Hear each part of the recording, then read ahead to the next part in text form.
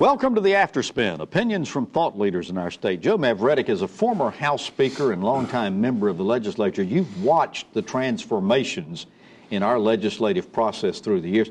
We'd like to hear your views as to how things have changed and whether the people's business is being done more openly and efficiently today than when it was when you first came to the legislature.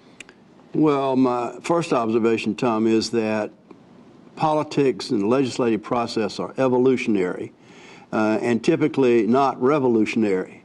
And so what went on 15, 20 years ago clearly is not going to be the same as what's going on now, and it'll change over time.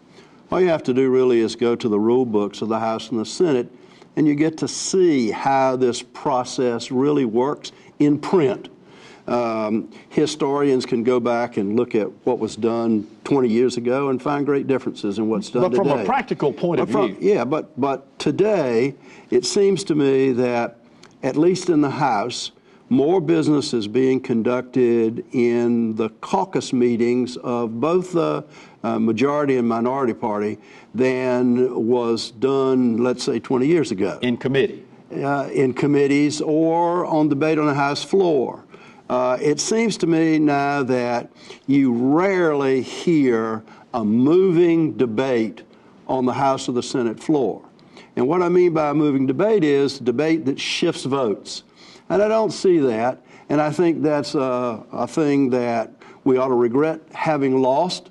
But then again, it's magic words, and what really counts is what gets passed. So the leadership in both houses pretty well know in advance how these votes are going to take place? Oh, no, I don't think that. I think that the leadership in the House and the Senate pretty much nowadays sets the agenda.